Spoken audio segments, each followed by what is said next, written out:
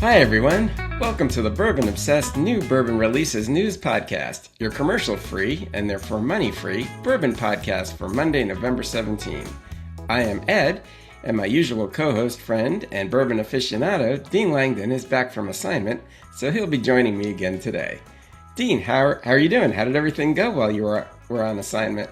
The assignment was very difficult, Ed, but I had to soldier through. We spent a week down in the Bahamas, way too much time just sitting in a beach chair or sitting in front of wonderful food and decent alcohol. But the assignment went well, so I survived.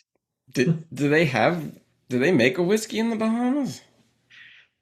Rum, yeah, I think there's a local rum, and I'm just not a rum fan. So I mean, there were scores of different rums available, and I tried exactly zero of them, I'm Really? afraid. So, Huh. And um, there's no whiskey distilleries at all? That's not a thing they do? we ran across a craft brewery actually called Riptide, Huh. spelled RYP, but did not run across any distilleries. No. Huh. Yeah, I mean, I guess, well, they could make single malts if they can make If beer. they can, yeah, right, they So, could, but I saw no signs of hmm. any local products. We were in a touristy area. We weren't. We were in the big city of Nassau, and so there probably would have been products. I mean, I had half a dozen liquor stores, and I think that if there was a local whiskey, I would have run across it and did not. So, Did you pick up anything, though? Because you could do duty free. so I found this thing called Shanky's Whip. It's from Ireland. It's not local. It is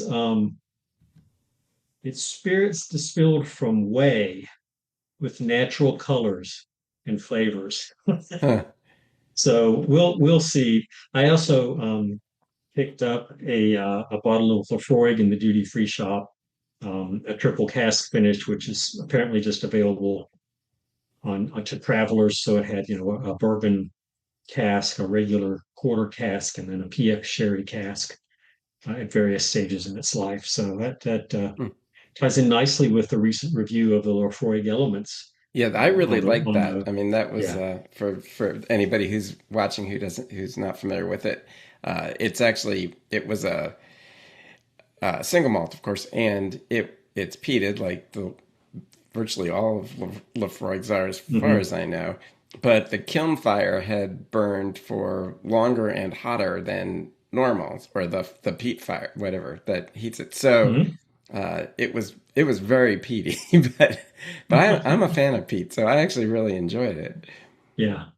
But Yeah, Lafroig is one of my favorite scotches, and so that's the one I settled on. There were all sorts of different Johnny Walker iterations, and great. They have a great selection of scotch in that part of the world.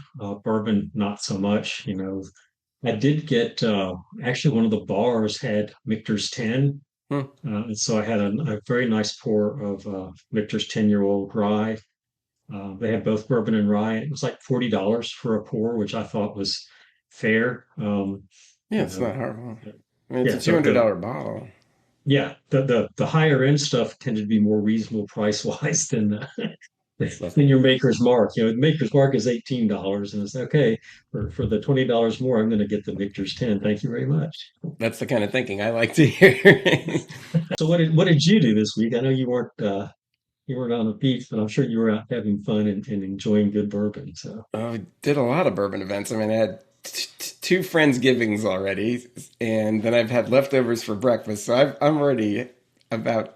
I'm not going to say I've had it with Thanksgiving food because I really like Thanksgiving food, but that's quite a bit to already be eating a couple weeks Hmm. before. So we had one of the Friendsgivings with our bourbon group KBI, and then I Right. went to the other Friendsgiving at Beam at the kitchen table, and they were both great. Obviously, getting together with friends for our bourbon group was great, and we had some Yeah. really good food and a bunch of good whiskey. The majority of it being wild turkey products of one form or another, and then the Beam dinner was great. The food was really good, and we had a really good flight with that as well. We had the Lineage 2. We had the Little Book Infinite 2. We Oh, had the great. Booker's Reserve 2.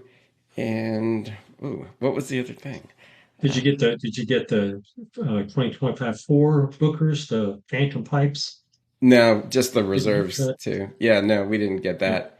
But what was the fourth thing? Well, it was good.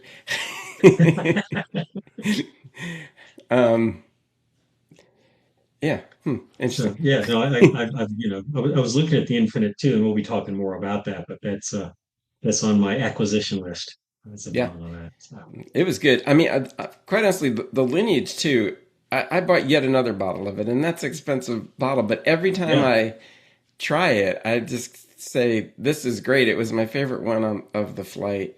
And Hmm. the last time I tried it, it was on a flight, and it was my favorite one on the flight. And it's, they're limited, and you can only get it there. So I figure, what's another $250? But that's interesting. Yeah, I mean, I ended up getting a bottle of that, but I'll have to try it at your house and see if I want to go spring for a second one. Well, They don't seem to sell through those all that quickly, so that's a good thing, you know. And you're right, it's a price point where not everybody's going to be in the market for that, but um, no. And I'm trying to remember if it's actually always out there or if they only put it out for, special dinners and things mm, like that. mhm. Because in the past, for Lineage 1, it wasn't always out. It would get brought out for certain tours, and if you did any of their dinners or other special things that they would sell it after. So it's probably the Yeah, same. But yeah, I think that's probably right.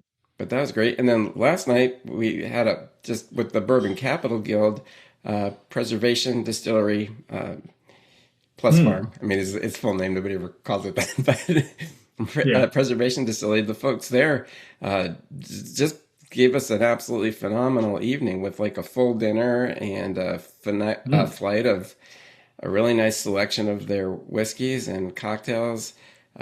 We had a great time. I mean, they really have just incredible hospitality, and their whiskey is really good. And it's just very cool how they span the spectrum from their own, pot still distilled things. Hmm. They're both a bourbon and they have a rye now also, and the rye was actually really good. I mean, the bourbon is good. I've had that before, but I'm Sure. commenting about the rye because I honestly didn't even know there was a rye until a week ago. But I heard it came out at the Bourbon Festival, and I have no idea how I would have missed it Yeah, I don't there remember seeing that. because, Yeah. but at least I've tried it now. It was very good. It was a very good rye, and then it's everything in the spectrum from that to some of the sourced column still things that they make. I think some of the column Hmm. still is distilled with their own mash bill, and others are things that are just outright sourced. And then Right. they're all the older things that they have as well. So it's just a huge spectrum of whiskeys you can try there. I don't Hmm. know. I can't really think of too many other places that have a spectrum of stills and combination of their own and Yeah. sourced and then Endorsed. very That's well that's neat. aged things all in one place where there you can actually do a flight like that. But yeah, Hmm. no, that it was fantastic, and we everybody had a great time, obviously, and it Right. was very nice of them to do that for us. So Yeah. Well, once I had booked this vacation, I saw I was going to be missing not only the KBI, Friendsgiving, but also the Kentucky Bourbon Festival volunteer party. And it's like, well, you know what? I'm still have to go on vacation. So oh, well, we didn't even have, talk have, about that. The Kentucky Volunteer Party was really good too. We had yeah. some phenomenal pours there, Hmm. Hmm. and of course a good time. And someone I know very well baked a whole bunch of cookies, so those were very popular. And I uh, caught the reference to that on the last podcast. So yeah, it's a cookies are always good. They go well with bourbon, especially chocolate chip cookies, right? And then So Stacy did a phenomenal job with the charcuterie table, and mm, it was like an entire table. It was a lot. yeah, So yeah. it was yeah, very nice. Well, Yeah. that's good. Yeah, I'm looking forward to getting back into bourbon culture this week because I'm a little bit starved. Well, you can dive right in. There's always something. There is. Yeah, yeah. All right, So we better dive right in because we have we 19 should. things to get through. Yeah. All right, so we'll start with Castle and Key releases the 2025 edition of its cask strength wheated bourbon, now aged 7 years and bottled at 108.2 proof. The distillery released its first cask strength bourbon last year, and now it's back with this second release. Made from a mash bill of 73% white corn, 10% winter wheat, and 17% malted barley, this year's release continues the brand's signature wheated style with added complexity from extended aging. It's available in select states and at the Castle and Key gift shop. And I'm not sure why they gave this price range for the SRP, but they did. So it's $60 to $65. If you go down there on a weekday, it's 60. If you go the weekend, it's 65, Well, right? I But wonder who what that, knows, right? Yeah, or is it a different price that there's the outpost in Louisville? Maybe I have no could idea. be. Yeah, yeah. But Right. So, either way, good. but That's a I good mean, price for a 7-year cask strength.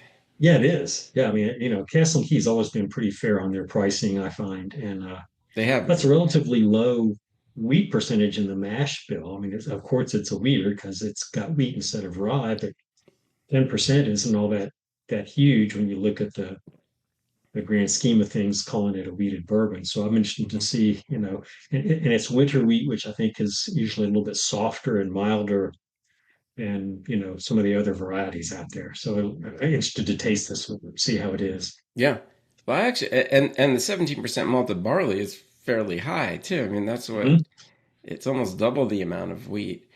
I'm assuming it was the same mash bill last year, but I thought last year's was good. I guess that was a 6-year uh, cast strength. Right. Yeah. So, Yeah. I mean, their bourbon is definitely the extra age that it's been getting has been doing it good because it was released at 4 years old, I believe, Right. originally, Right. and we've just continued to see changes in it. So yeah, I'd like to try that as well. Yeah. All right, and then Well, next we have another one from they got an experimental rye coming out with it. So you're going to tell us about that next. yes. So the latest in Castle and Key's experimental series, the straight rye whiskey is finished for 18 months in extra old Haitian rum casks and bottled at 116.1 proof. Yeah, who would have known the rum was so appropriate to our prior conversation? The mash bill is 63% rye, 17% corn, and 20% malted barley.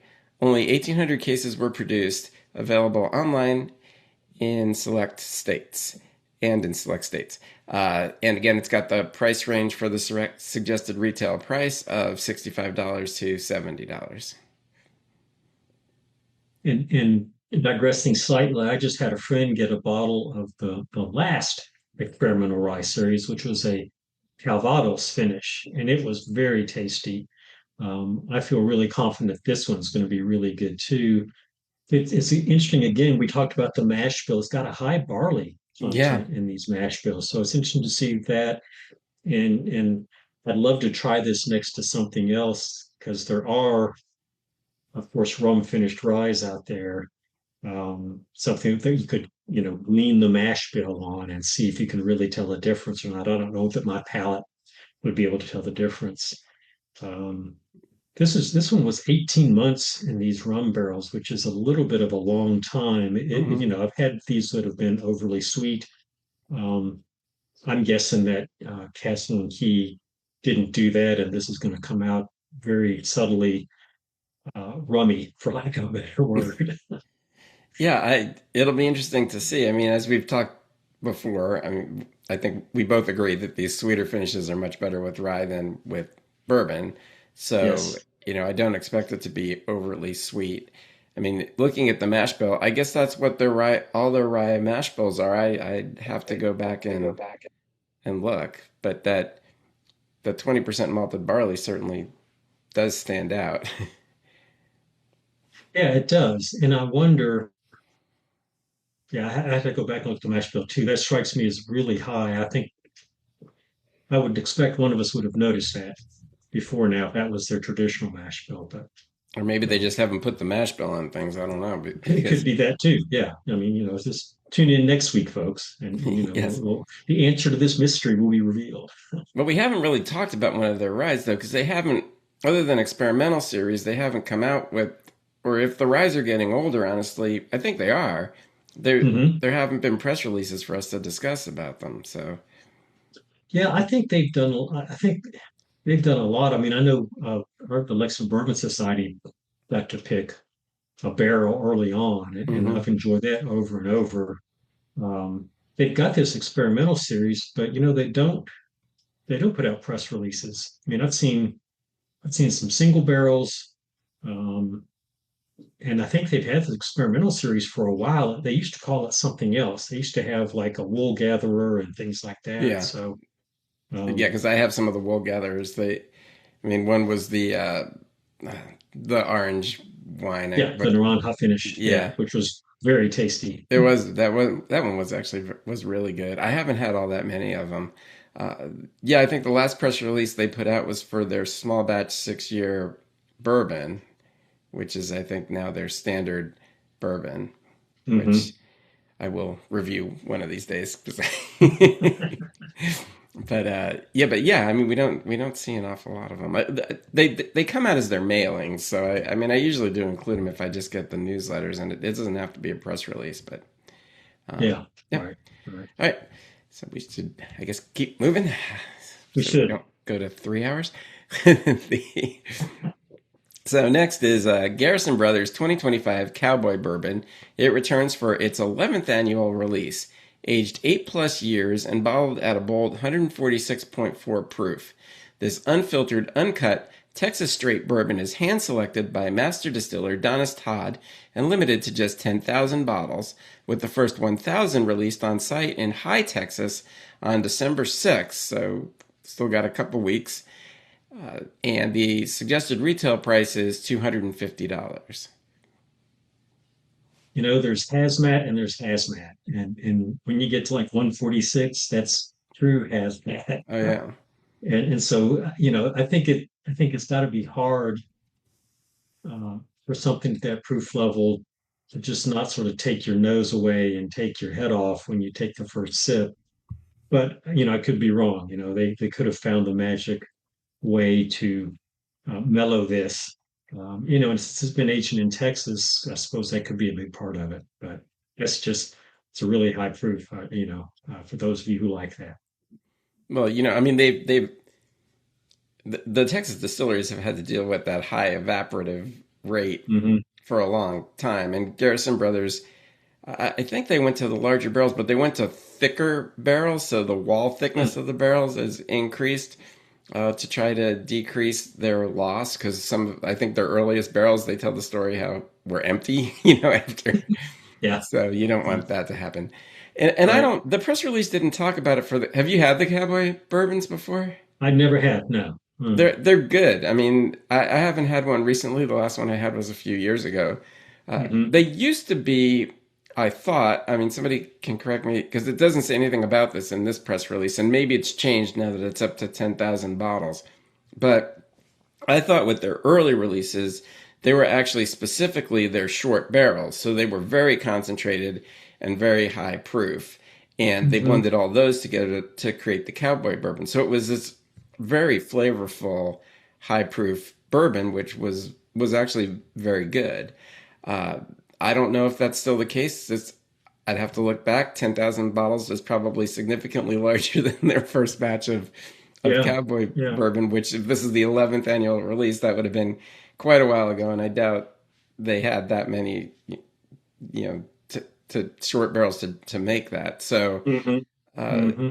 at this point, I don't know. I mean, they may be more selected rather than Yeah, they could special. be, but boy, just to achieve that proof point, I mean, it had to be those barrels had to have some age on it, even in Texas, right? Because yeah, you're right. That's a lot of bottles compared to, it's certainly not multiple barrels, but boy, with the loss, with the evaporation in Texas, to get that proof point up, it was, I don't know, 20, 30, 40 barrels Uh, to get to that quantity. yeah, I mean and that proof for them. Yeah, I mean they have Rick. I haven't been down there in a while, but and maybe this has changed. But they had rick houses, but then they also had like, the pods, like the metal pods that they age some Hmm. barrels in. So needless to say, those things would get very hot Yeah. in the Texas heat. So those barrels that would age in those would certainly get concentrated and very high proof. But I don't know. Like I said, it's been years since I've been down there, so I don't know if those have been replaced with other rick houses or they still use them for experimental things or for barrels that they want to have affected that way. Hmm. But yeah, well, after doing all this talking, it sounds like I need to go down there again because there's the There things you that I go. learned the last time I was down there, but that I think was actually right immediately before the pandemic because we had taken a trip to Texas, I think in Wow. January 2020. Yeah. Yeah. Well, So there I you go. think, Five years. It'll be 6 years in January. It'd be perfect time. So, yeah, well, maybe not a bad place to go that time of year, frankly. right. Yeah. So, alrighty. So moving on. So this one we talked about briefly. So Little Book, The Infinite Edition 2 from the James B. Beam Distilling Company continues the line's annual tradition of evolving the original blend by adding new components each year. The second edition is bottled at 120.8 proof with a suggested retail price of $200. The blend includes 4 Kentucky Straight bourbon components, a 22-year bourbon from Booker No, who we know is no longer with us, but it obviously distilled by him, a 10-year bourbon from Fred No, a 7-year extended fermentation bourbon from Freddie No, and a portion of last year's Little Book, The Infinite One. And I believe that's 30% of this blend. I don't think it said it on there, but Freddie said it at the dinner. Okay. Good. Booker's Good. bourbon brings oak, char, and smoke. Fred No's bourbon adds rich vanilla, caramel, and dark stone fruit. And Freddie's bourbon brings brightness with fresh apple and pear. Together, they represent the 3 generations of Beam family whiskey making. So it is. This is a pretty cool. I like these. The infinite. Just the Yeah. idea of it's very cool. It is. Yeah. I mean, to have three different generations, uh, creations of three different generations, melded together. Um, and I think, I mean, I assume that there's going to be some of each batch in future batches. That's why it's infinite, right? I mean, Yeah. No, it's there's going to go still on forever. right. There's still some of the infinite one batch left, and now there's going to be some of this infinite two batch to feed into that. And so, great way to start a new tradition. And yeah, I'm looking forward to finding a bottle of this. I find these are findable. They will sell out, I think, but if you're uh, prompt, you'll find one of these. And I think it's well, for the price point, it's well worth it. I've always been happy with the infinite bottles. Yeah. If it follows how last year did, the Booker's Reserve sold out really quickly. The Hmm. Infinite lasted longer, but there's a significant price difference between the two. I think the Booker's Reserve, I don't remember what it is this year, but I think it's like ballpark of around 130. It was significantly less expensive. So That's true. I think Yeah. that probably had something to do with it. But yeah, they will definitely sell out at some point, but you probably will have Hmm. a good window to buy it in. All right, so next is from our friends at Heaven Hill. They celebrate their 90th anniversary coming up very soon with a limited release 9-year-old Kentucky Straight Bourbon Whiskey. Crafted from Heaven Hill's traditional bourbon mash bill, 78% corn, 12% malted barley, and 10% rye, this 107 proof bourbon is a blend of 70% Kentucky Straight Bourbon Whiskey and 30% Kentucky Bourbon, which was aged in heavy char barrels. So they're both obviously Kentucky Heaven Hills standard mash bill bourbon, but one was aged, that 30% was aged in heavy char barrels. Each of the 204 barrels selected for this release was produced on December 13th, 2015, which was marking Heaven Hill's 80th anniversary, and matured for 9 years and 8 months in Rickhouse's G&H on the 4th and 6th floors.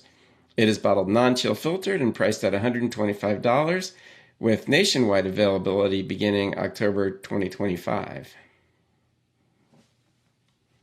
Great thing to celebrate, right? Being 90 years old, and yeah, Heaven Hill makes wonderful products overall. A little bit interesting that this isn't at 100 proof, that it isn't bottled in bond because that's the Heaven Hill mantra. But I'm glad to see it. at more of a cask strength, 107 and a 9-year-old product. If they had, I guess it was 10 years and 100 proof, it'd be Henry McKenna, right? So they had to distinguish it somehow.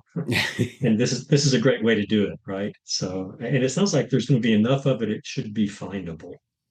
Yeah, I mean, well, and the heavy char barrels distinguish it from McKenna because the standard Heaven Hill barrels char 3, I believe. Right. Yeah. So, Yeah. Yeah. That's an interesting, nice 70-30 split so that heavy char won't overpower things, but it'll add a great depth to it, I suspect. yeah. Yeah, no, it'll be interesting to try it.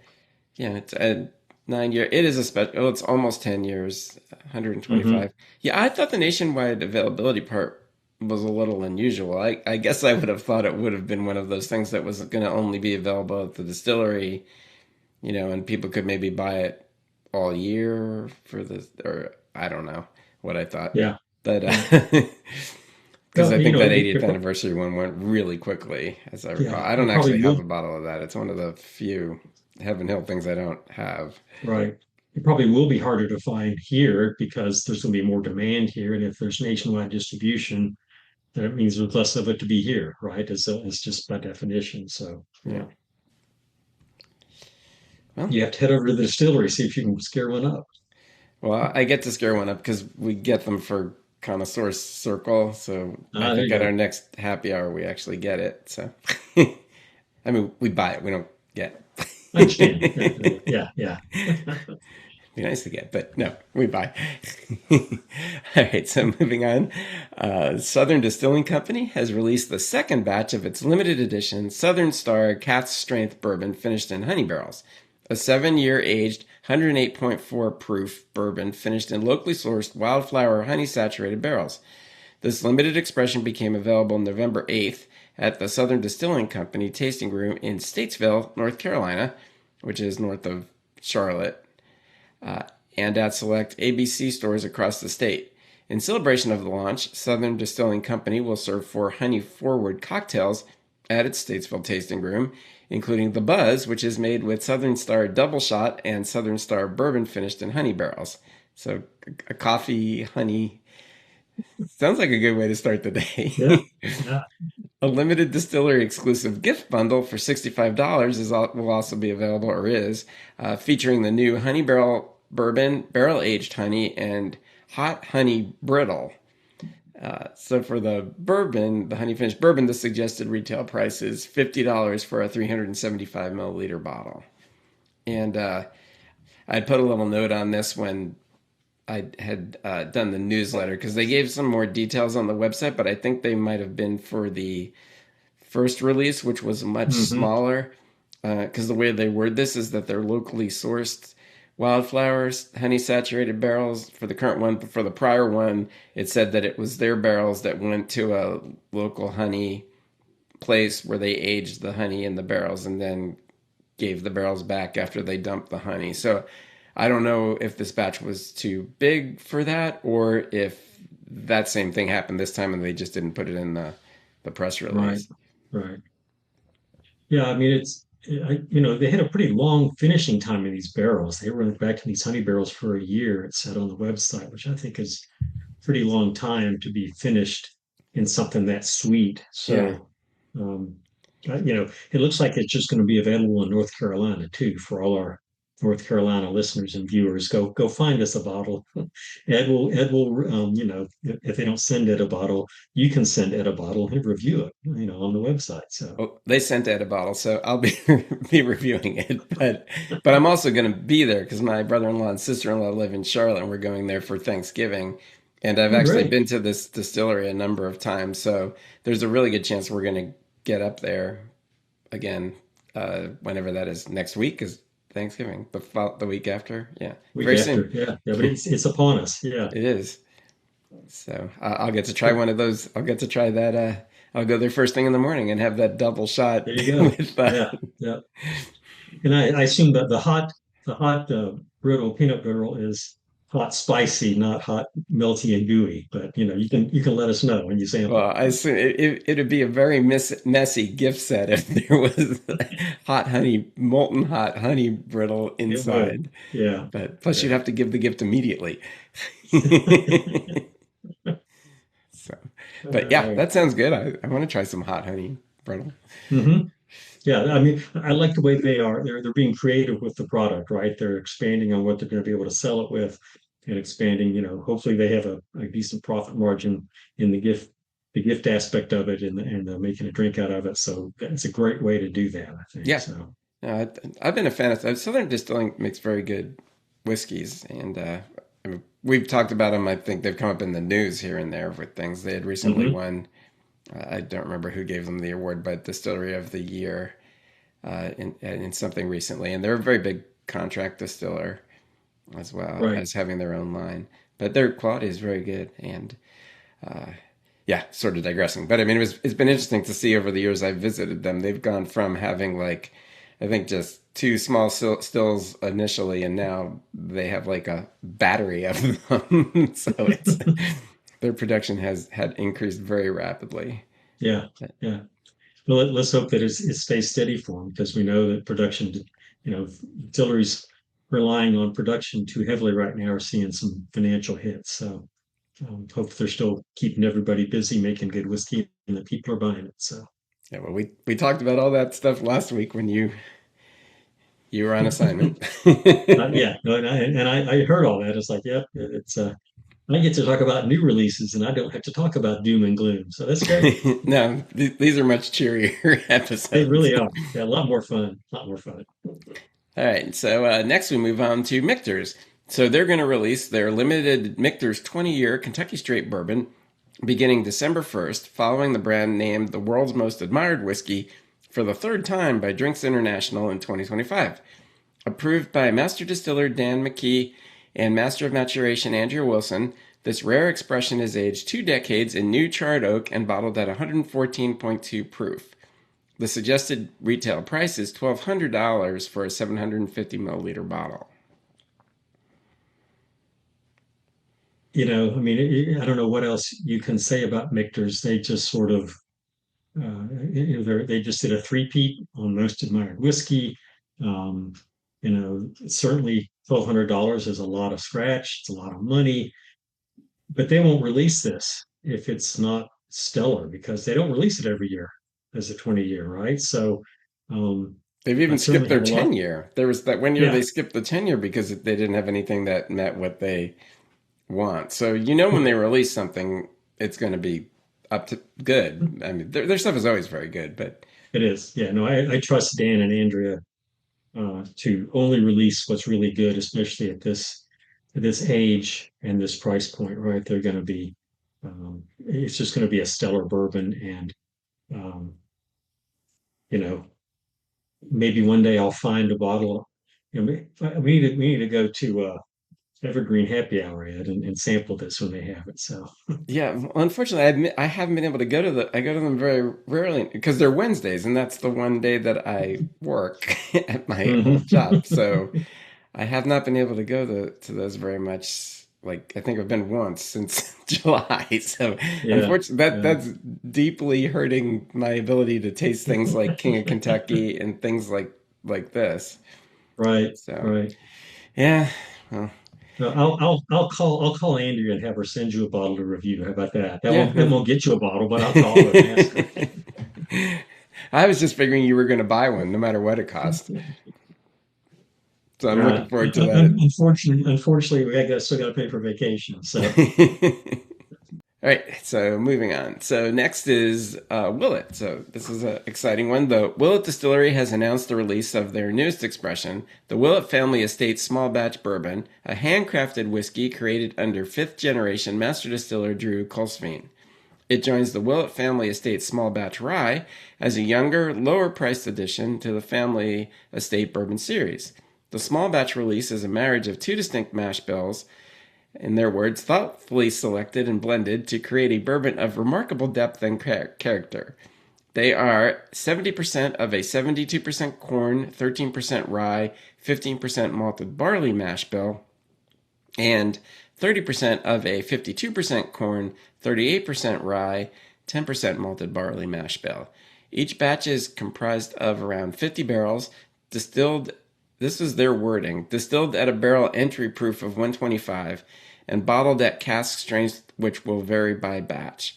The Willett family estate small batch bourbon will be released in limited quantities nationwide. And it started to pop up actually in Lexington, and they've had it at the distillery now. I haven't gotten a chance to get it yet, Hmm. but I think it started appearing there whatever day that mailing came out, November 6th, I think. But I think they have it every morning, I've heard, but it doesn't last, surprisingly. Right, right. Yeah.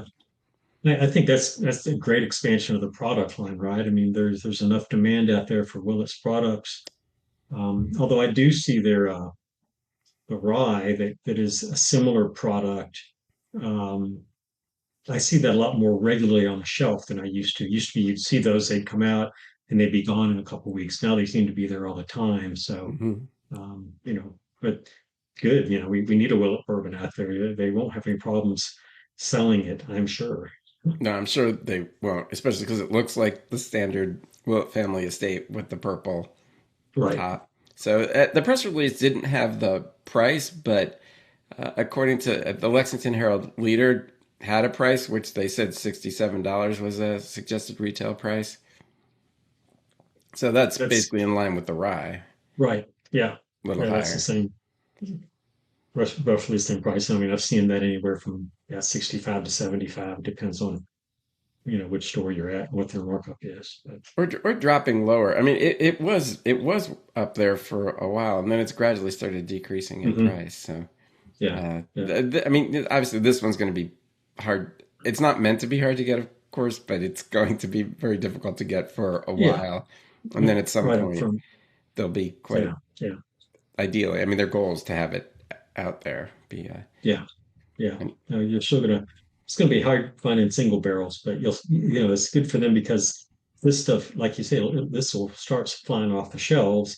Eventually, I think it'll be like the rye, where you'll be able to find it more regularly, but they'll always have a market for this stuff. So mhm. I think it's a great addition to the product line. And I've heard it's very good, and it uh, yeah. So I mean, I had no real doubt that it would be very good, but I've heard it's very good. I need to taste it for myself one of these days. It's a whopping 5 minutes away from where I am now. But they're not open today. Uh-huh. Yeah, yeah. All right. Actually, they're open. It's hard to keep track. They're not open today, which is Sunday. They are open Monday when this will air. Monday. Yeah, yeah. All right. So moving on.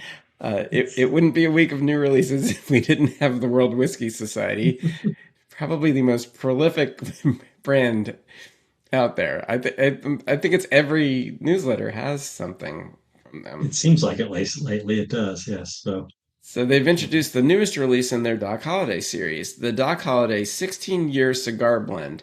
This 16-year-old Kentucky straight bourbon whiskey unites three distinct cask finishes: Tokaji, Armagnac, and White Port. Bottled at a cask strength of 124.2 proof, it was handcrafted in collaboration with master distiller Chip Tate. The Doc Holliday 16-year cigar blend is available for $450 through the World Whiskey Society online shop. and I don't know that much about Chip Tate. You'll correct me if I'm wrong, but I believe he started at Balcones, and now he's working with a place in Garrett County called Burnt Tavern, if I'm thinking about the right person. So he's got an excellent reputation. So that would make me have faith in this, because as our listeners know, World Whiskey doesn't really give you a lot of information about the actual juice, right? Where did the juice come from? At least we know this one is finished in three different, casks after it was a bourbon. So um, a little plug for World Whiskey is I went on the website and they have two other Doc Holliday 13-year-olds. One finished in an Oloroso cask, and unfinished in an Armagnac cask, and those are $200 as opposed to 450. 3 years younger, different finishes, but You mean this you one? know, that's the one. Yeah, there you go. That's one So of them because we had talked about these on one episode where they had the yeah, four releases that time. They had, I believe both of these, and they were both at, weren't they one cast strength? And there was some differences between them. I can't remember, but it was yeah. I those think I two think they were both finishes. I cast strength. think at Maybe different just proofs, or no, different yeah, ages. There were like 8 or 9 years, and then there were the 13 years or 13. something. There you go. Right. All So right. So they've got an interesting selection of whiskey. You got to give it to them. They've got stuff that you won't find anywhere else. Um, and so it's well, meant for collectors, and you get obviously. the skull on the on the bottle, which is pretty cool. Yeah, yeah. Well, and the ones this year Oh, had and the they had revolver thing on the bolt. The I was going to say this year's have turkey toppers. They have little metal turkeys on top of the 13-year-olds because they're Thanksgiving releases. So hmm. you know, yeah, that's a little gimmicky, but it's fun. It's nice to bring that out to the Thanksgiving dinner and serve it. You'll be the only one on your block probably if you have one of those. So Yeah. No, it's cool. I mean, they definitely just keep coming out with different releases. They're keeping busy over there, World Whiskey they are, yeah, Society. that's right, right. All right. So next is well, we've actually been talking about Milam Greene quite a bit lately as well. So Milam Greene has released Unabridged Bourbon Volume 4, which debuts at the distillery on November 8th. So that was recently. With limited online quantities becoming available on November 19th. So that's coming up, this Wednesday? Yeah, that's right. So Volume 4 was crafted from 8 carefully chosen casks. So it's a pretty small release. It's just 8 barrels. Hmm. The smallest yield in the series to date. The blend combines matured Kentucky and Tennessee bourbons with Milam Greene's own Kentucky and Texas distilled whiskeys, featuring their signature malted rye. Which is interesting. So the full composition, I don't know if we want to read the entire thing, but we will because it's just interesting because it's an interesting It blend. So was. Yeah, it's yeah. 8% of 10-year Kentucky straight bourbon whiskey, 10% of 9-year Tennessee straight bourbon whiskey, 40% 8-year Kentucky straight bourbon whiskey, 23% 7-year Kentucky straight bourbon whiskey, 4% 6-year Texas straight bourbon whiskey with the malted rye mash bill, and 15% 5-year Kentucky straight bourbon whiskey with the malted rye mash bill. And it's bottled at 118.4 proof, and it reflects their approach of marrying the different barrels from different places. They've done this from the beginning, and different Hmm. climates and different ages. And then, as we've talked about in the past as well, these barrels that were distilled elsewhere then get to spend some extra time in the Texas heat where they get a little bit of that terroir effect. So, I mean, they've definitely created their own style, and Yeah, these past yeah. releases have been good.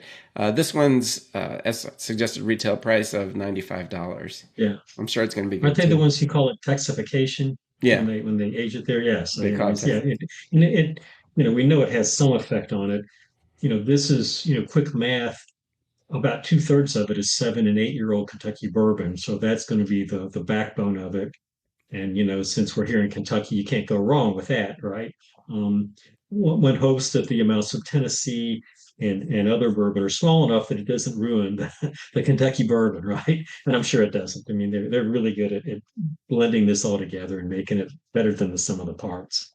well, and that climate actually has a massive effect because we don't know how long. I mean, some of these Kentucky barrels were probably aged in Texas for quite a while, and they Hmm. had released. We talked about it. I don't know, maybe 6 months ago. The answer it was called, and it was a set of the Yeah. exact same distillate distilled in Kentucky, I believe at Bardstown Bourbon Company, and half the barrels aged up in Kentucky here, and the other Hmm. half aged in Texas, and they were packaged as a set of two bottles. I think 375s, maybe could have been Hmm. 200s. I think Hmm. 375s. Um, but I had the opportunity. I don't have a set. I actually need one, but I think I lost my opportunity. But I did get to try them side by side, and it's a massive difference. You I wouldn't. bet. I mean, it's so huge. So this texification process of theirs, it really does change the flavor from what the Kentucky bourbon would taste like. Hmm. The Texas, it gets, yeah. I mean, it's very full. It's very dominant in a blend. Like when you blended the two together, you needed Hmm. very little of the Texas before you knew that it was there. I mean, it quickly made the whole blend taste like the Texas, which was Got it. interesting. Yeah. So, Yeah. so it has a massive effect. It's Well, pretty yeah, and amazing. I assume it intensifies all the flavors because again, the evaporation factor Yeah, is just stronger. It's going deeper into the wood because it's getting hotter, and all those things are adding more flavors to it more quickly. So, yeah. um, No, it's a very cool comparison that because yeah, I mean, I can't think of really. I think Balcones did some sort of a similar experiment at one point where they sent barrels, mhm. I think even all around the world, but they didn't package that for normal people to be able to buy. I think you had to be part of them to to taste the difference. Whereas Right. Milam Yeah. Greene actually let other people try it, which Huh. is very cool. That's neat. Yeah. Yeah. Yeah. All And right. again, So they've found something that's going to help them survive the downturn, right? They've got these unique products and a unique way of doing it, and that's what it's going to take. So, yeah, no, they've definitely got their own approach, and it turns out to make a very good whiskey. So yeah, I like their products. So next is Copper and Kings. So they've got a lot going on. So we had talked about them a little while ago that they had been purchased. mhm. So Copper and Kings American Brandy Company, part of Bourbon Spirits Company, has unveiled a new flagship portfolio featuring three spirits that redefine the American brandy category.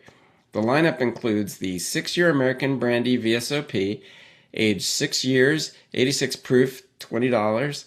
The 6-year American Apple Brandy, which is bottled in bond, so 100 proof, and $25. And a straight bourbon whiskey made from a blend of straight bourbons aged 5 to 15 years and finished for up to 3 years in their brandy barrels. And they don't give the proof on that one, but it's $30. The new portfolio follows Bourbon Spirits Company's August 2025 acquisition of Copper and Kings and is available now at the distillery in Louisville, Butchertown neighborhood, with select distribution rolling out. So they've been busy there too. They were hard to beat those price points. You know, if those Yeah. products appeal, that seems like a really fair price. I did see the bourbon is actually they describe it a little bit in more detail as being a blend of 5-year, 10-year, and 15-year-old bourbons. And so, don't know the percentages of those, but it's not just a random sampling, apparently, of something between 5 and 15. They've got there's three age points that they're working to blend together and then finish in the apple brandy cask. So, um, should be good stuff. I mean, they're known for making good brandies, and um, I don't know that we'll ever get. Kentucky's got some reputation as a winery state, and certainly as a bourbon state. I don't know if we're ever going to get a reputation as a brandy state, but if we do, it'll be Copper and Kings that does it. Oh yeah, they've been on the brandy since the beginning. But have you? Did you Yeah, have their last bourbon, which was also finished in the?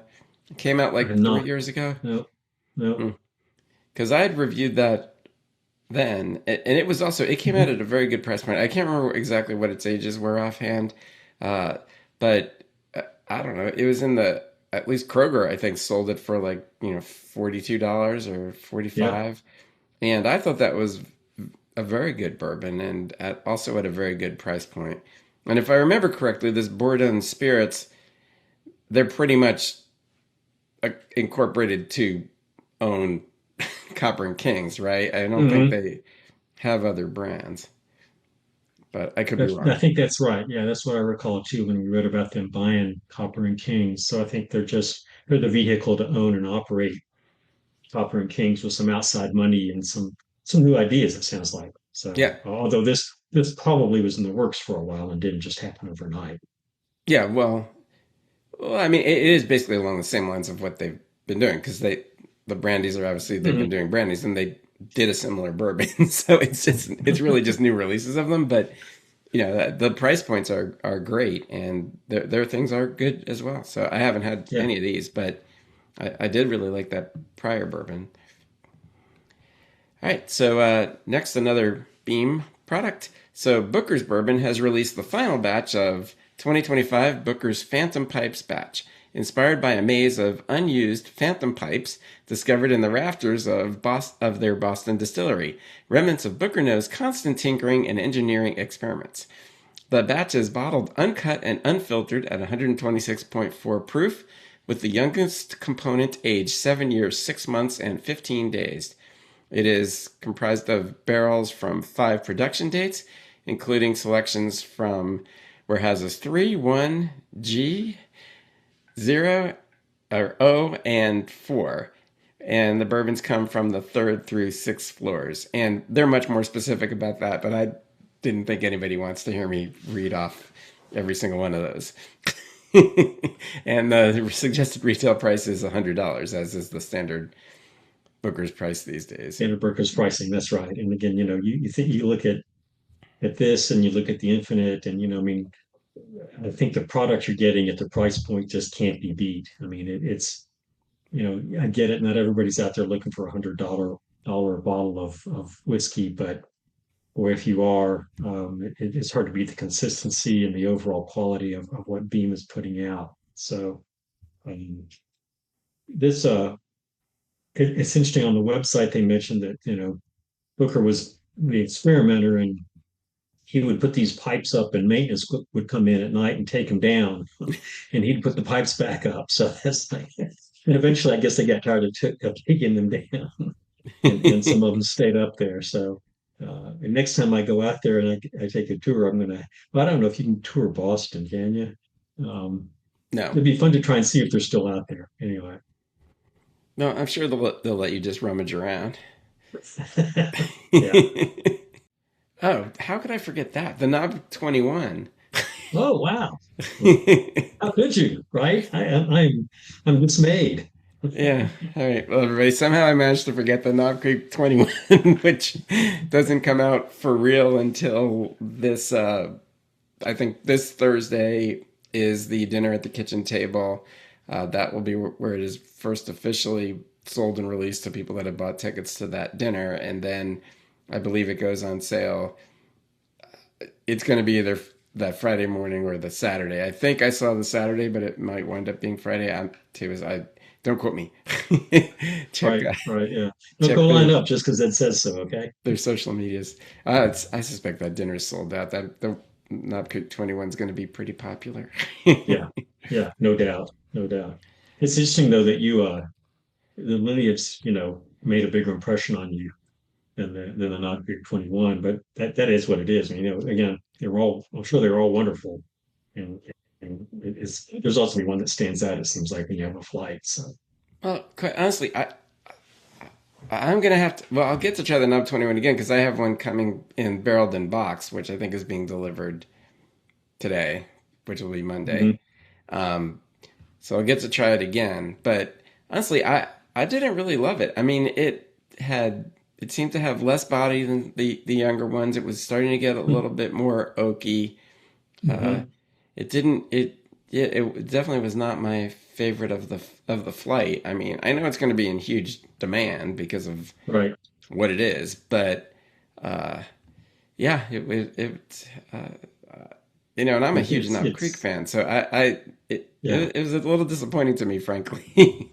Well, it's an honest mantra that age doesn't always mean better, and No, um, Knob Creek at the 9 to 12 year age range is always good. I found, 15 you used to be able to get 15-year-old barrel picks, and those were lovely. those are But fantastic. Yeah, yeah, I mean, I think I tried the 18 a while back, and I wasn't.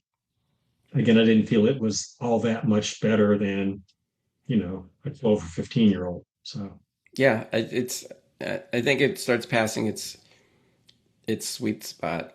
I mean, right, it's the very rare bourbon that really becomes better at those older ages. Everybody gets all excited about them and wants them, but Yeah. it's it they don't it doesn't necessarily make them better. Uh, Well, we're going to get to another one of those in just a minute after we talk about wheel horse. we are, and then but this is also a good segue to discuss what we're sipping on. So you're drinking your Irish whiskey you got in the Bahamas. So I have Shanky's Whip, which is again, it's it's distilled from whey, which I've never heard of. It's 66 proof, so it's low proof. Um, it needs some water or some ice. The sweetness because it's got caramel coloring and additives. It's pretty overpowering. I mean, it's very vanilla marshmallow, toasted marshmallow, a lot of butterscotch, but just overwhelmingly sweet. Um, so I think it could be really good with something, but it's not for sipping neat. I, What are you sipping on? well, what I'm sipping on, which is why the segue was appropriate. So this is the youngest Elijah Craig barrel proof regular release. Oop, it's disappearing into my virtual Yeah. background on Zoom here. But it's the youngest Elijah Craig barrel proof regular release that's ever been released. So Hmm. it's the C925, so the one that's coming out now, which I don't Right. believe we've ever actually seen a press release for. I have not seen a press. Well, I wouldn't see the press release. I've seen some online reviews. That's all I've seen so far. Well, you'll see mine soon, or you're gonna hear it now. But no, so this is 9 year 1 month, and Wow. the next closest, because if we want to trust my AI search of it, was Yeah, 10 years 7 months. So that's significantly younger. it is. And Yeah. for something that used to be 12 years, I mean, again, Hmm. the age statement is not everything, but until very recently, it was a 12-year age stated product, and then they got rid of that age statement, what, 2 years ago or Right. something like that. Yeah. And yeah, so 9 years 1 month is a significantly That's yeah. different. It's 25% younger. So what's Yeah. what's the So proof point on the proof it's 129, it? Okay. Yeah. so it's up there. But yeah, so it's interesting because I mean, I think some of the actual store picks, the single barrels, a lot of those are definitely in the 9 year range, and Right. some of them have been. I feel like I've tried one that's 8 even, which Hmm.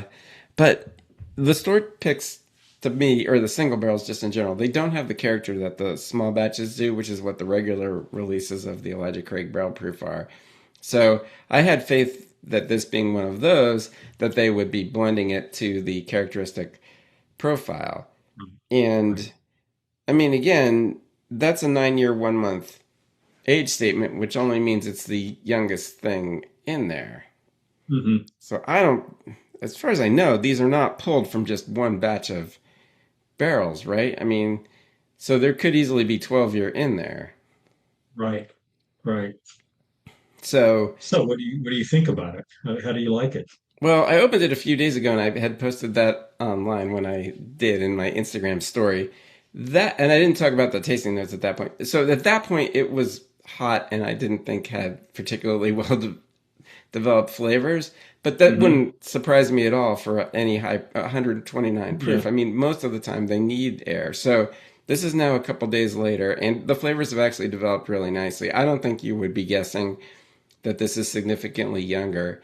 I mean, and maybe it's not. Maybe there's 5 barrels of 9 year in there. Who knows? I mean, I doubt it. Right. There's probably a significant number, but no, it's got the characteristic flavors. It's got brown sugar, toffee, vanilla. That just the heat that it had when I first opened it with Yeah. has Yeah. subsided. The flavors have developed much more, so it's actually quite good. I mean, it'd be interesting to taste it in a blind and see if. I mean, they're all going to be different, but to pick out They are. Yeah. which one's youngest, Uh-huh. because I've heard some people have done Okay. blinds just to compare whether bottles have been open or not, and that's hard to Hmm. pick out. I was going to say, I mean, a lot of times with Elijah Craig products, I like them better once they've been open for days or weeks or even months Yeah. because the first crack tends to be a little bit hot.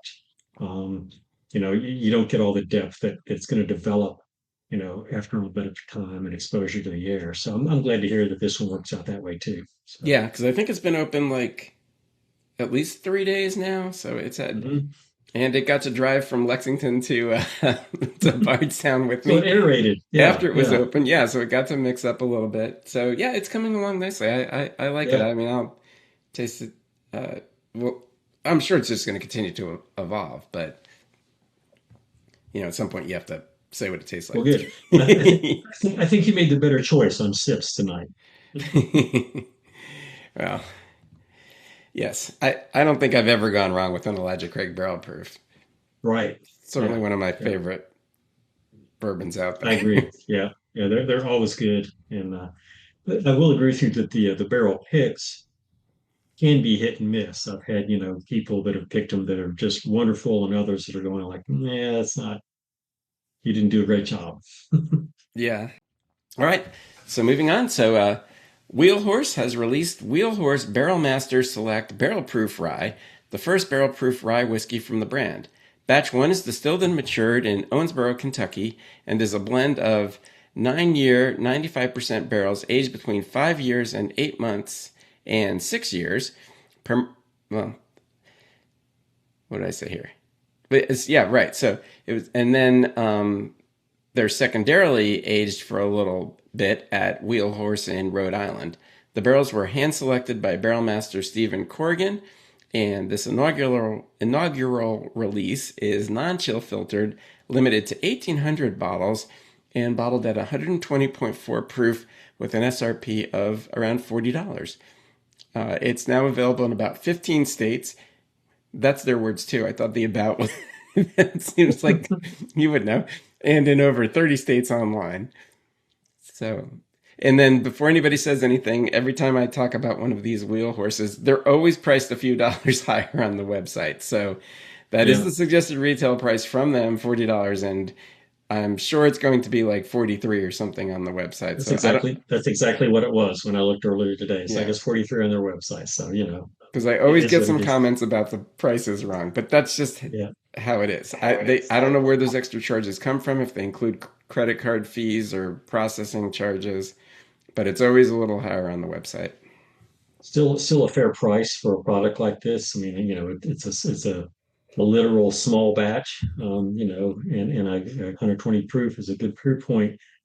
I'm a big fan of ryes, and so I'd love to try and scare one of these up and give it a try one of these days. So Yeah, well, I mean, it's basically, for all intents and purposes, a 6-year barrel proof rye for $40. yeah, So right. Hard to that's beat pretty that. good. And we know it's distilled at Green River, and I'm a fan of their rye. Yes. So yeah, definitely. There should actually be a sample of this coming as well. All right, so next, the opposite end of the spectrum, the Blade and Bow has unveiled its oldest whiskey to date.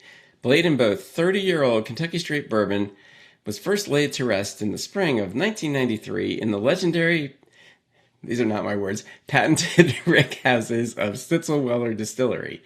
This limited release is a blend of liquid pulled from just 42 barrels and bottled at 109 proof with a suggested retail price of $1,200 for a 750 milliliter bottle. Diageo's Director of American Whiskey Liquid Development and Capabilities, Nicole Austin, hand-selected each barrel during a meticulous post-maturation process. At a certain point during maturation, before Diageo acquired Stitzel-Weller, semi-empty barrels were consolidated to maintain full contact with the wood, again their words, preserving balance and preventing over-oaking despite evaporation. Availability began nationwide in November 2025 and in the Visitor Center at Stitzel-Weller Distillery beginning this past Friday. And we don't know what that means because they have a habit of selling one bottle a day at the distillery of these Wow. things, which may be what they did. I do not Hmm. know. Including individual pours, which are priced at $225 at the Garden and Gun Club, which is the little bar restaurant at the Stitzel-Weller Distillery. And if you order that, it comes on a custom gold tray, and you get premium glassware and some keepsake items in a refined bag. there you have it. There's It's lots to talk about on this one. interesting. I mean, you point out that they don't say that it's did so well or distill it, just that it aged there. So there's a Right. question mark there. The consolidating barrels is a concept I've certainly never heard of before. And it's interesting that they say it happened before Diageo purchased Blade and Bow. Right. So, and there's 42 barrels in this batch. So there's going to be a fair amount of it, one would expect. So maybe they'll sell more than a bottle a day at the distillery. But Yeah. I don't know. With my $1,200, should I get the Michter's 20 or the Blade and Bow 30? That's a tough call. Fortunately, I don't have the $1,200, so I don't have to decide. I'd have to say it's probably not a tough call. I would go with the Michter's 20 any day because I don't think there's any doubt that that's going to be delicious. I would very much wonder about this, and there's too much hand waving for the price, frankly. Yeah, yeah. I So, laid that out as a softball for you, Ed. That's exactly where I wanted you to go with this. but I mean, I didn't understand any of this stuff. So, I mean, so obviously, I understand blending the barrels to keep them full, but I don't know how does that maintain full contact with the wood. I mean, you're contacting the wood anyway. It's not. Well, assuming they're in a rick house because they're not palletized, so they're on their side. Um, as volume goes down, there's less of the wood it's in contact with, and your surface area is getting bigger. So I sort of see it from a physics standpoint. The more liquid there is in a barrel, the more of it's going to be in contact with the wood. Um, Yeah, but is that even correct? You'd have to do the whole volume thing. I mean, as the volume of liquid goes down and the level goes down, it's not like it's not like all the liquid's touching wood. I mean, they're only touching the sides and the bottom as it is.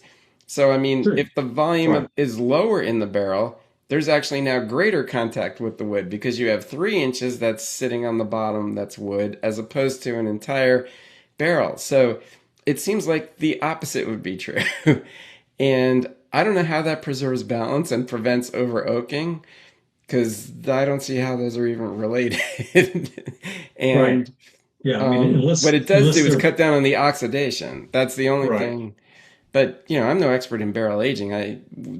We have friends, some who may even be listening to this, who I would love to, or I know that they read my newsletter, so I would love to Mhm. hear what their thoughts on this is. Yeah. Yeah. Yeah. Because who was in charge of making sure when they were consolidating that they were barrels of the same age um, I mean, conceivably, you could have different ages. I don't think you could have different mash bills, but who knows, right? I mean, it throws some real questions into the ultimate product. The fact that it's gone through a consolidation, I mean, it's just not a term you hear. You hear blending, but consolidating is just a different take on it.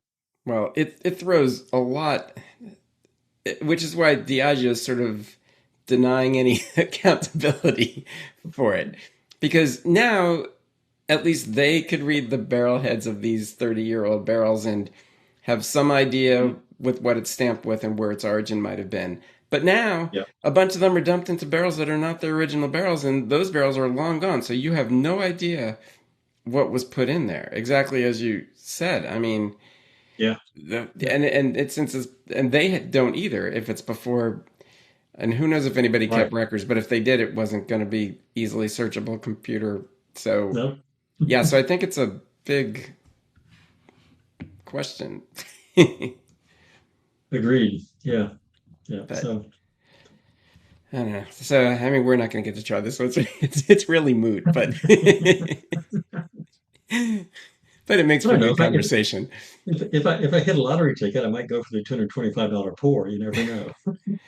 Well, but that comes into like the thing of if I'm going to pay $225 for a pour, I might as well buy the bottle.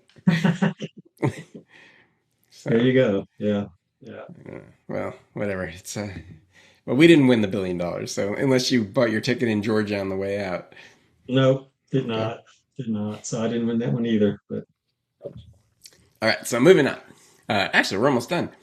So next is Buffalo Trace Distillery has introduced Sazerac Rye Whiskey Full Proof as a permanent addition to its Sazerac Rye portfolio. Bottled at 125 proof, this new expression follows the recent debut of the brand's 100 proof release and is said to be made possible due to the distillery's recent and continued expansion. According to Buffalo Trace, the full proof release was enabled by its $1.2 billion production expansion, which includes new still houses and increased distilling capacity. The whiskey will be available, or is now available, beginning November 2025 in select U.S. markets for a suggested retail price of $40 for a 750 milliliter bottle.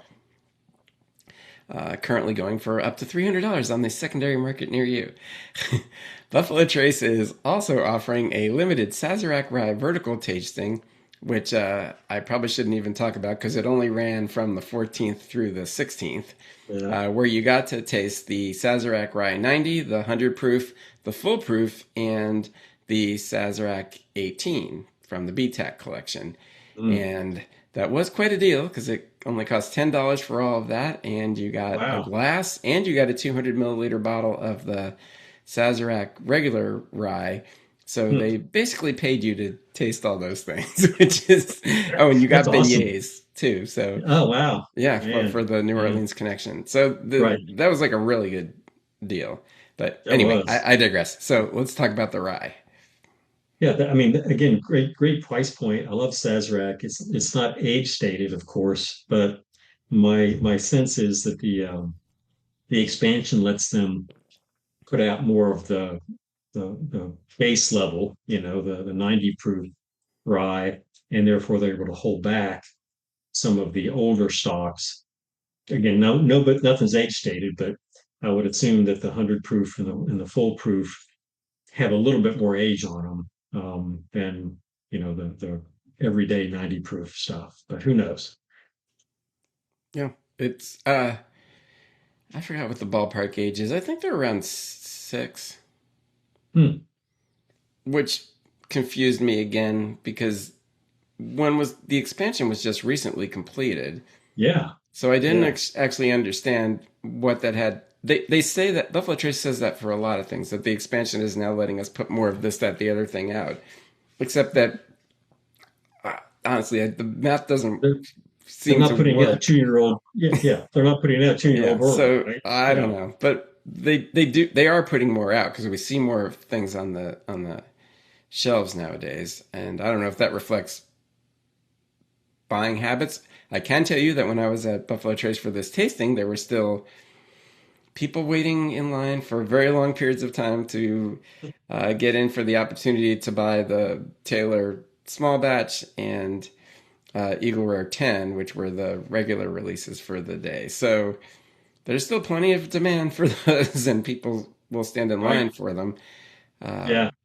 Also, but yeah, so I did get the opportunity to taste this, and I did buy a bottle, and I did uh, bring it over to a little mini get together last night after preservations uh, party for us, and Yeah. Yeah. so everybody got to try it, and I tried it again. So Hmm.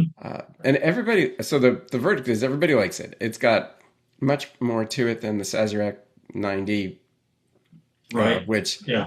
I personally is not. I'm not a particularly big fan of because I feel that it's sort of lacking. But this certainly, well, the 100 Hmm. makes up for that. Frankly, the 100 is very good, and Right. Yeah. the Yeah. full proof it has, as you'd expect, just a lot more to it. It was very good. I thought it was a little too sweet when I tasted it at the original tasting. Maybe that was the beignets talking. I don't know, but Could have been. Could have it been. didn't Yeah. taste that way to me last night. Last night I actually liked it Okay. quite a bit. So yeah, Well, it's a good yeah. job. And And if you yeah. can, like I said, it is going. It's been like every Sazerac product. It's being grabbed up. It is going for insane prices on the Yeah. secondary. Someday when it's hopefully readily available at its $40, I assume it'll show up in the rotation at the distillery. Right. Yeah. But yeah, Yeah. it's going to Yeah. be hard to get. You know, like At least everything. right away. Yeah. So I mean, it's again they've ramped up expansion, so we expect expanding supply. So But yeah, I also find Sazerac is a little bit on the sweet end for a rye, and so it'd be nice to get the depth of something of this proof. I'm sure it's got to have better viscosity, better depth, a few more layers than the regular one. So um, pull out one of those 200 mLs, Ed, and set it aside so I can opine about it intelligently and not just guess. Well, no, the 200 mLs are the 90. So I bought No, I bought the I'm full just thinking bottle. one of your empty 200 Oh, mLs. And pour some in there for me. I'm not. well, you're welcome to it, but right now the bottle's here with me in Bardstown. So for your next assignment, you should come to Bardstown. There you go. Yeah, yeah. Where's the closest beach? Yeah. When you've What? got all that bourbon, you really don't worry about it. I understand. Yeah. All right, we got two more to go. Let's get these done and All right. call it a day. So, Old Forester announces the return of, these are just quick mentions. So, the return of their King Ranch edition. This fourth annual release again uses a unique production process. It is a proprietary batch using heavily charred barrels and filtered through King Ranch mesquite charcoal. Charcoal. It is again, it is again available only at select Texas retailers, and it's 105 proof, and they did not give the price on the press release. So, yeah, just a quick mention because it's really just in Texas, and I Just thought in they actually Texas, sold it in right? Oklahoma, or parts of Oklahoma. But Yeah, yeah. It's probably an export to Oklahoma, but yeah, they have to pay it's a a neat tariff. concept. Yeah, and it's interesting that Old Forester does something like that because they don't. I mean, they've got their 375 experimental series, but this is really sort of a one-off on doing something special and just limiting it to one state and things like that. So I know they've done it before with the King Ranch, but um, good for them. Great marketing. They're going to sell all that out with no problem. I'm sure. Yeah, and unfortunately, my wife was down there, but I think literally left the 2 days before this was released. So I do not Yeah. have one of these. But I do have the prior versions because we go down to Texas Well, all the time. now between Garrison Brothers and this, you've got an excellent reason to go. So, Yes, very true. All right, and lastly, but not least, Barrel Craft Spirits announced the 10th release in their annual series, Barrel Bourbon New Year 2026. It is crafted from, and nobody wants to hear me read all these, so it is crafted from bourbons of multiple ages, from 5 to 16 years old, and from multiple states of origin, including Kentucky, Indiana, Tennessee, Wyoming, New York, Ohio, and Maryland. And there are multiple ones from many of those states, so this is a big list, which we're not reading. So it's yeah. 110.3 proof, and it's got a suggested retail price of around $85. And most of the times when you see that many different inputs, you're going, how are they going to pull this off? But with Barrel, they do, and they do it over and over again. And so kudos to them for sourcing whiskeys from this many different places and then going through the process of coming up with a blend that is, I'm sure, going to be good. Their New Year bourbon every year is always well respected. So, and it's a fair price, right? $85 for something at this proof point and at this age. It's hard to beat what they're doing. I've honestly never had one of the New Year ones. Have you? I've had one of them. Yeah, yeah, I've got one, and I liked it. So I've got one. I've got an earlier one. I forget what year it was. But yeah, I mean, I've had it before, and I thought it was good. So Yeah, I'm sure it is. I mean, they're experts at blending. It's what right, they do. yeah, yeah. Alrighty, well, that was a lot, and we talked a lot too, so hopefully we're not like crazy long here. And that about does it for this episode. I hope you've enjoyed this edition of the New Bourbon Releases News Podcast, your commercial free and therefore money free bourbon podcast. Please be sure to join us next Monday for our Bourbon and Distillery News Podcast. We're getting close to the holidays, but the way things are going, I'm sure we're still going to have a lot to talk about. Also, be sure to like and follow us at your preferred podcast provider so that you don't miss an episode, and don't forget to tell all your friends too. You can also head over to bourbonobsessed.com to check out some of our over 350 bourbon reviews and over 50 distillery write-ups. While you are there, you can sign up to have my newsletters delivered directly to your inbox. Finally, I can also be found on Instagram at Bourbon_Obsessed and on Facebook at Bourbon Obsessed, and would love for you to follow me there as well. Dean, where can they find you? People find me on Dean of Bourbon with underscores on Instagram. That's the only platform I'm using at the moment, and maybe ever. You never know. So, but I'm trying to post more frequently there, and share what I'm doing in the bourbon world. So I've got some new followers. I appreciate all of you. Keep it up. Thanks. All right. Thanks, everybody. Thanks for joining us. Cheers. See you next time. Cheers. Bye-bye. Bye.